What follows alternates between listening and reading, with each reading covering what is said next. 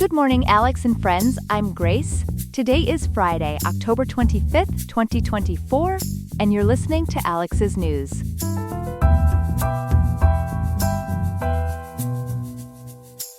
The high in Riverside today will reach a warm 87.5 degrees, with a low of 58.8, so plan accordingly.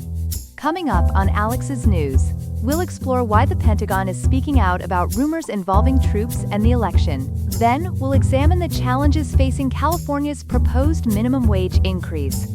Finally, we'll look at how a space mission was transformed by setbacks and unexpected events. Stay tuned for these stories and more.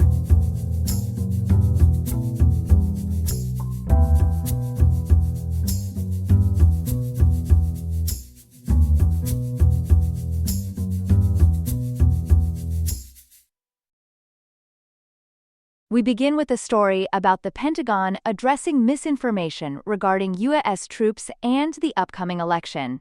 Joining us now is our reporter Ethan with more details. Ethan, what can you tell us about this situation? Thank you, Grace.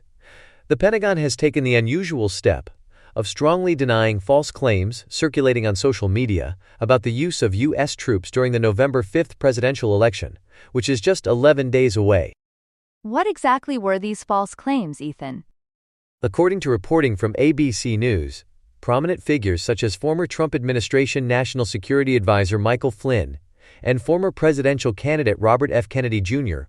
were spreading misinformation, suggesting that a recent Defense Department policy revision authorized the use of lethal force against American citizens protesting government policies. That sounds quite alarming. What has the Pentagon said in response to these claims? The Pentagon has categorically denied these allegations, Grace. Pentagon spokeswoman Sue Goff clarified that the policy in question, Department of Defense Directive 5240.01, which was updated in late September, does not authorize the use of force against U.S. citizens and is not related to the election at all.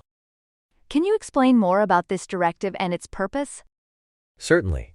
The directive outlines the support that defense intelligence personnel can provide to civilian law enforcement, such as intelligence, analysis, training, equipment, and weapons. However, it explicitly prohibits these personnel from using force themselves.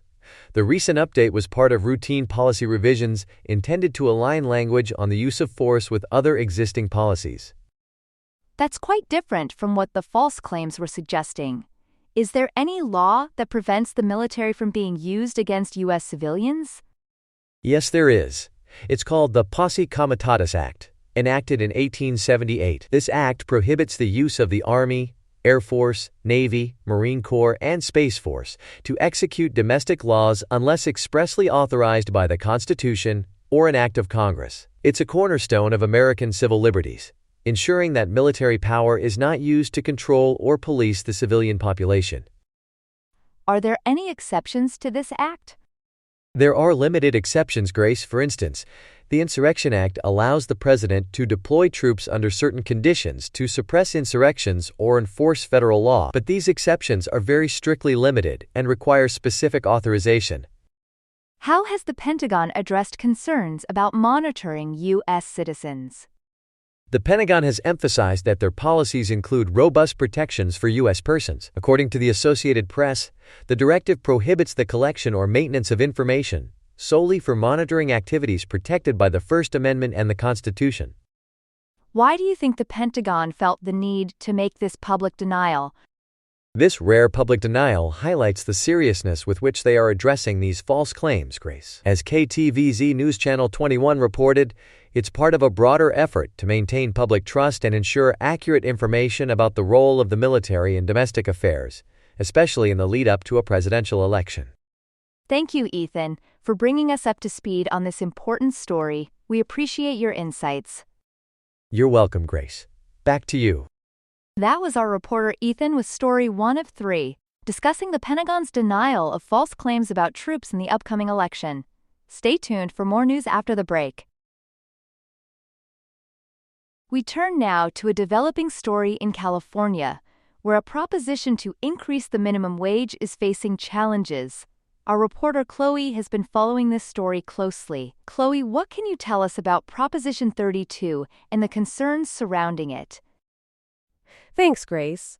Proposition 32, which aims to increase California's statewide minimum wage to $18 per hour, is encountering significant obstacles due to growing inflation concerns and economic uncertainties. According to recent reporting from KPBS, LAist, and CalMatters, voter support for this measure has been on a steady decline in recent months. That's interesting, Chloe. Can you give us some specifics on how voter support has changed? Certainly, Grace. A poll conducted by the Public Policy Institute of California reveals that only 44% of likely voters now support Proposition 32. This is down from 50% in September and over two-thirds in November of last year. This decline is largely attributed to heightened economic anxieties, particularly regarding inflation and the rising cost of living in California. Who's leading the opposition to this measure, and what are their main arguments?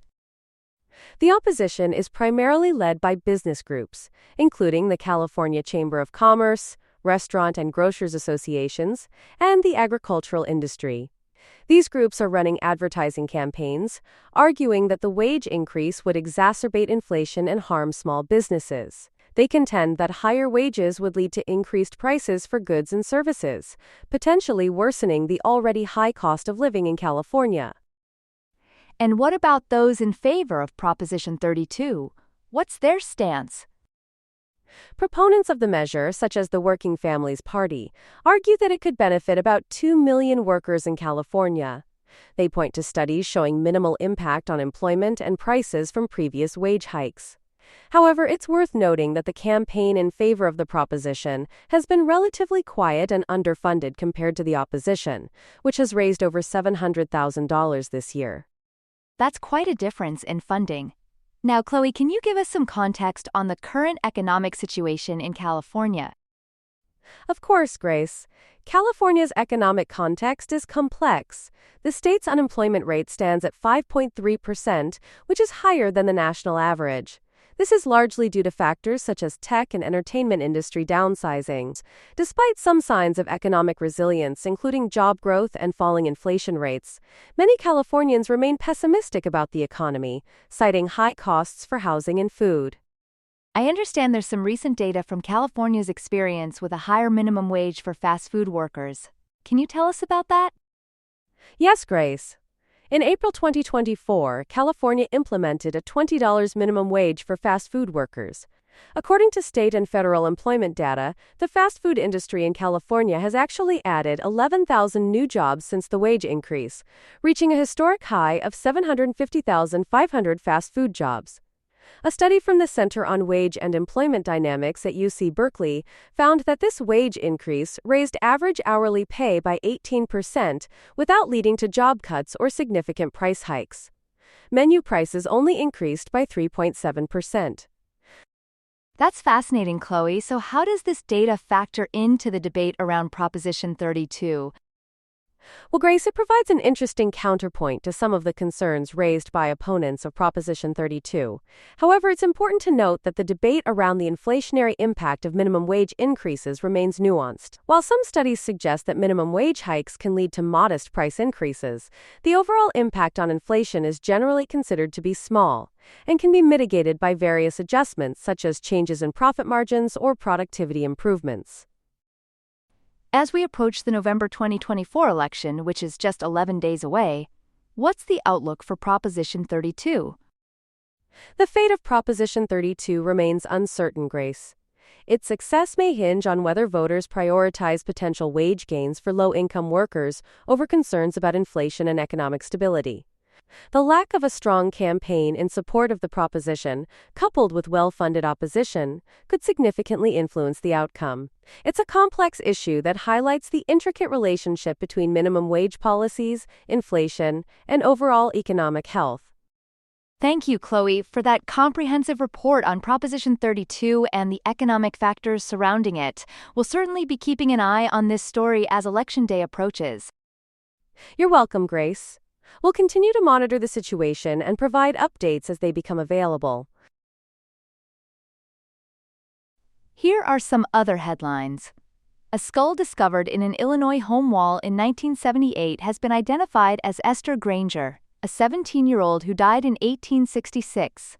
DNA analysis matched the skull to her great-great-grandson. Officials laid the skull to rest in August 2024 at West Batavia Cemetery.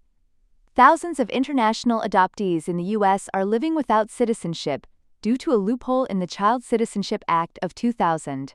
A bipartisan bill, the Adoptee Citizenship Act of 2024, aims to grant citizenship to these individuals who were legally adopted but lack official status.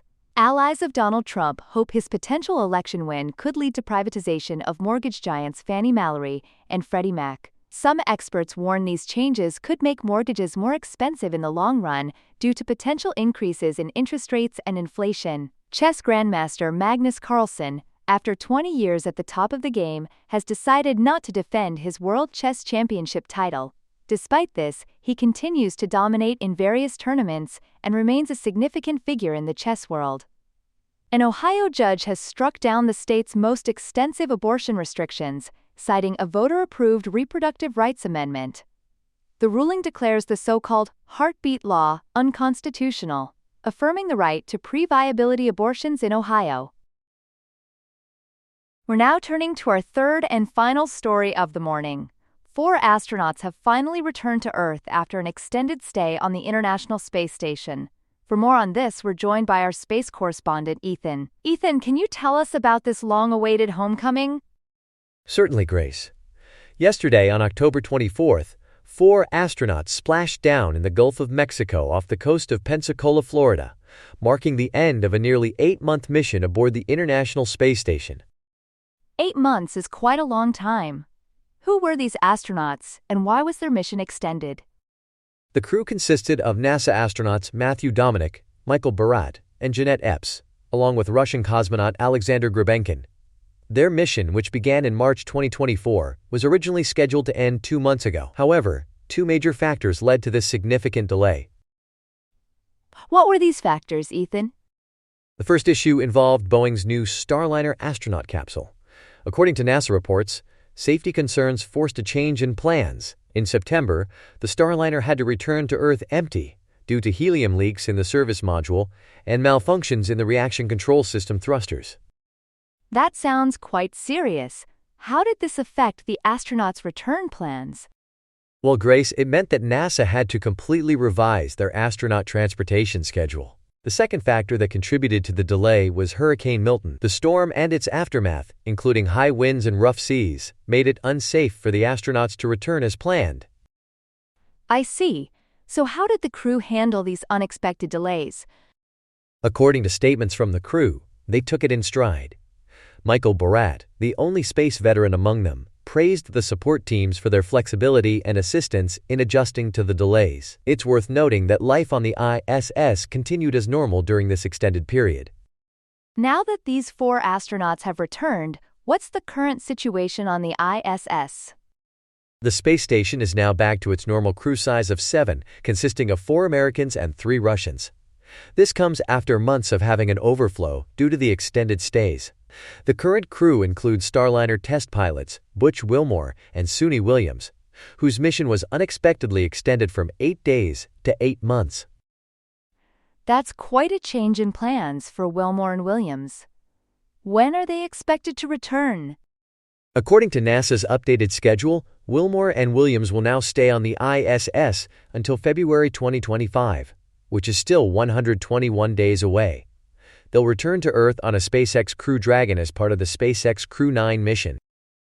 And what about the future of Boeing's Starliner capsule? Boeing and NASA are currently analyzing data from the Starliner's uncrewed test flight to determine the next steps.